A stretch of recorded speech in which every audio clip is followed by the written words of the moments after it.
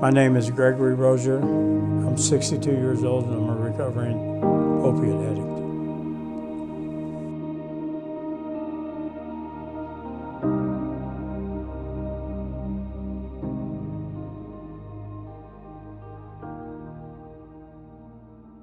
As a young kid, I started off just about like everybody else did, smoking pot, stealing my grandfather's beer, and getting into the high school scene with psychedelics and acid and mescaline and mushrooms and hash and opiates in them days. And it just seemed like everything I did, I was a thrill seeker. I'd want to try a little bit more. Then eventually I got exposed to amphetamines, which was black beauties, amphetamine 20 milligrams, disoxins, pollutants, and all the different stuff was coming out of the drugstores in the late 70s and early 80s, with Seconal, Nebutal, Tuinal, Quaalude, and then the more harder drugs that was being acquired through the pharmacies or the doctors, which was Dilaudid, Demerol, and morphine, the tablet forms, not the black market form. And at this same time, I had experienced heroin a few times. While some middle-aged and older adults become addicted to opioids by using illegal drugs like heroin, some older adults start off becoming addicted by using prescription pain medications. I've been told, and this has worked perfect for me and other people I know, if you have a history of abusing any type of drug, when you go to a doctor, before he even gets to the point of writing a prescription out, tell that doctor, I have a history of abusing A, B, C. If it's a painkiller, tell them that. Tell them up front. Tell them the truth. Tell the doctor before he ever gets to the point of writing a prescription out. Tell the doctor that I have a history of abusing numerous different types of drugs. Put it right out front. While the public perception is that opioid addiction is a topic affecting those in their 20s and 30s, there is a new face to the opioid crisis, and it's older. My name is Percy Whiteside. I grew up in a little town south of here, from Toledo. It's called Lima, Ohio.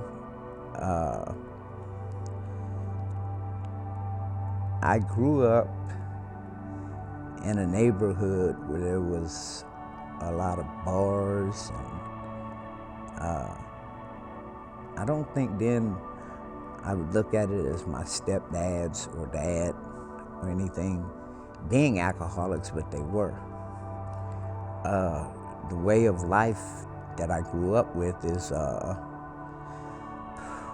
what we use as slang as hustling, which is you're doing something illegal. It's like I grew up with being around numbers, being around, that was before the lottery even got in, being around a lot of gambling, a lot of drugs being sold, a lot of illegal liquor, things like that. That's how I grew up.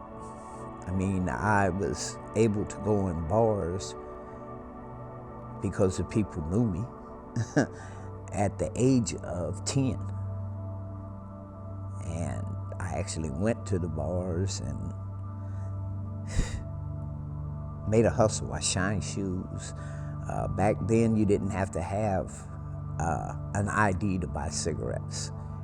You could be 10 years old and go in a store and get a pack of cigarettes. So I used to run errands. Eventually, that fell off to where I was started smoking at 12. By the time I was 13, I was smoking weed. You know, was drinking. You know. By the time I hit 16, I was experiencing with different types of drugs, pills and cough syrup and things like that. You know, the way I got them was I sold weed. You know, and to me back then, now that I look at it, I didn't see nothing wrong with it because I was surrounded around it. And I just thought that was a normal way to live. So that's what I did. By By the time I was 19, I had my first experience with heroin. Younger people becoming addicted to opioids is also affecting older adults. More grandparents and relatives end up taking care of their grandchildren because the biological parents are addicted to opioids. Younger family members addicted to opioids also often steal pain medications from their older family members. I knew definitely, at the beginning of this year, January, I knew she was going to die. I knew. Mima was always what they called me as grandma, and then mommy is what you call me now, Mima mommy. Do you like Mima mommy? No. But if that's what they need to do to, be happy, that's okay. I had made up in my mind I needed the help. And I also grew up with a mother that was strict on going to church. So I also use excuses not to pray, to read my Bible, So basically, when I found this place, which was called, I hope you don't mind me saying it, it's called the Komen Center in Lima, Ohio. And when I got there, it was just like things happened. So I prayed about it. And that led me to believe that this is where I need to be. Percy Whiteside was addicted to opioid drugs until he became clean and sober at the age of 60. My name is Aretha Holly. I'm a pharmacist licensed in the state of Ohio, believe it or not, or I can't believe, 50 years this year will be the amount of time I've spent in the field of pharmacy, most of it in the hospital setting. I've been here at the Area Office on Aging for the last 2 years, and I'm here today to speak to the issue of opioid, the crisis that we have in the nation with opioids. And I think the thing that I most want to do is to impress upon people that it's not always the face that you think it is. That to get from a legitimate prescription for opioids to an addiction isn't a huge leap. And I'm just going to give you a scenario. If a person comes to a physician who is elderly, and I fit that description right now, and I'm considered elderly, and I've got a hip problem or a knee problem, say I've had surgery or I've had a fall, it's not unusual to get a prescription for Vicodin or some other semi-synthetic opioid product. To take that legitimately for a week or something is not problematic.